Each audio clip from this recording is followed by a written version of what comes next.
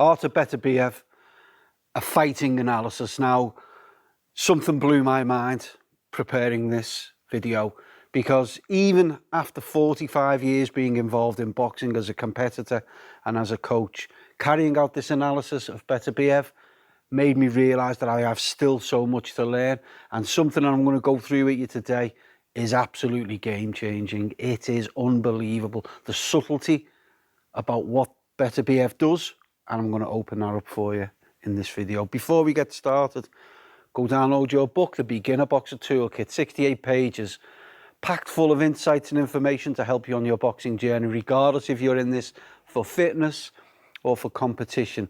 You get how to set up your own home gym, the 10 core skills, how to lay down an effective training regime, the right mindset, how to develop your shadow boxing, your heavy bag work, 7 steps to speed, 5 steps to build power. There's lots in there. You'll come back to this again and again. There's a link down below. There will be a link at the end. Enter your email address and I will get that document, that book, out to you. Okay. Right. Artur Beterbiev. Product of the Russian amateur boxing system, sort of based upon the Soviet system of developing fighters. Over 300 fights as an amateur. And when I carried out this analysis, I always like to go back and go back as far as I can, really. And I went back and found his fight in 2008 in the Beijing Olympics against Kennedy Kitende. And, you know, some basics, a wide stance. But he'll square at close range. When he gets up close, he really squares that stance up. So he's got wide stance at long range, gives him the mobility. Square stance at close range gives him the power. Solid guard, just there, simple. You know, I often say to kids in here, if you hold your hands there rather than there, you'll stop the majority of punches hitting you. It has to happen, doesn't it? Because they're going to hit your arms. So just keeping a good, solid, basic guard is critical. Minimal head movements with Beterbiev. He kind of uses his head movements as part of his desire to trigger the opponent. So it's not really, his defense is based upon the guard and the ability to just move back, and his understanding of range, which we're going to come back to. He triggers with the jab. His jab is he gets the opponent to throw shots by using his jab. Good solid jab, and he's a good solid pressure fighter. And then you move forward a little bit. 2011, the World Cup in Baku against Alexander Usyk, funny enough. Usyk gets the decision, but a really good fight. Really good fight. Quite close in the end, I thought. But again, you know, his wide stance, body weight on the rear leg. Now, let me just explain something about body weight distribution. So, quite simply, so you can have your body weight on the lead leg, you can have it central, or you can have it slightly on the front leg. Now, when I say on the front leg, I don't mean here, never let your nose go past the line of your knee. Okay, you're out of control there, you're open for uppercuts. Not a great place to be. You're tilting your weight into incoming shots.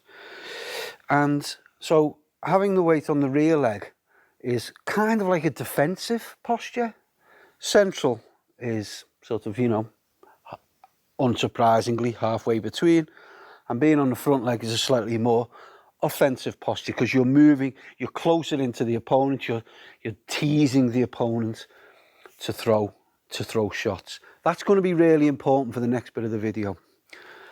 And one of his key things when he fights, he's not particularly someone who fights out of southpaw, but he'll throw a shot and then he'll carry the rear leg through and then switch back to orthodox. So from long range, and he does it under control. So it's the backhand goes and the leg follows through there, and then he turns it into jabs. He doesn't lean forward with it and let the weight tumble forward, but it's something he does quite a bit. And then we move into the pros, okay? And look, we can talk about his big power, and I get it.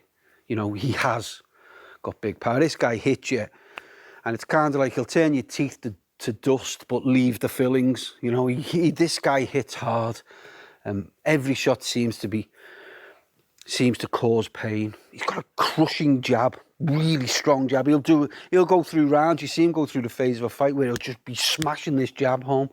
You know, she say at the start of the round, I'm going to really hurt you with these jabs for this entire round. But look, he's a pro fighter. Every pro fighter should have a good jab. Otherwise, they're not a good pro. You know, this is a core fundamental punch. So, does that really separate him? Well, no. He's got great composure. He never looks rattled. He's always under control. His hooks and uppercuts, get someone in a corner, bang, bang, and he gets the power in. They're technically correct. High quality.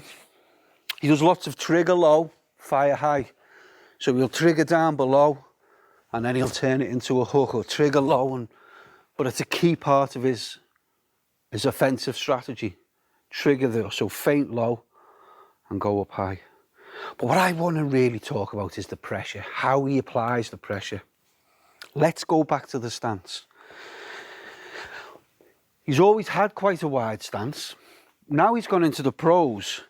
It seems to have gone even wider, so it's kind of there. It's massively wide, and he sits down on it, okay? So what does the wide stance enable? In and of itself, it enables this. It enables really fine movements, just that, you know, just that little movement in and out. Call it the pendulum step, call it whatever you want, but it's that ability to go there and there, from long range to the edge of range. If you think about the 5 ranges in boxing, out of range, which is way over here, edge of range, which is just beyond the length of the opponent's long range shot, and then you've got long range, mid range, close range. So he's got this ability, the wide stance is that ability to sharp movement in and out. His body weight is mostly on the rear leg, and he has that solid guard, keeps that there, and he's got this great range appreciation. Now, constantly throughout any fight he has, if you watch, you'll see his body weight shift from the rear leg. So his leg, he'll move in. Now his legs are in range, but because his body weight's on the rear leg, his head is on the edge of range. Long range, edge of range, right?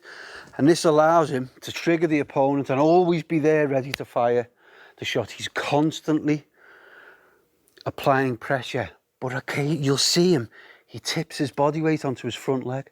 Watch his fights. Watch it happen. You focus on watching what his body's doing. He's there, and then all of a sudden he'll be there, and then it's back there, and then it's there. So constantly, his head's tipping into range and out of range, on the edge of range. He's making the opponent throw punches all of the time. It's pressure, the little bits of head movement. So it's about triggering with the head movement rather than it being a defense. So he's not giving it all of this like Canelo does. It's just there, and he's triggering. He wants the opponent. His whole style is based upon putting pressure on, edging the range forward, and being there with the power punches when he needs to be. High guard. It's super simple, but it's so clever. It's borderline genius, borderline boxing genius for me. Going from there to there, and that constant shift of weight from the rear leg, tilting forward, rear leg, constantly triggering the opponent. Go and watch his fights and focus on what his body's doing. Right, all of the other stuff I've talked about, amazing. For me, that shift of body weight from rear leg to front leg, try it in shadow boxing. Do a round where you're okay, you're throwing your punches, but you're actually thinking about where your body weight's distributed, either on the rear leg or on the front leg, and you're drifting forwards and backwards, distributing your weight over the 2 legs. Give it a try. Okay, I'm going to stop. Don't forget, download your book, The Beginner Boxer Toolkit.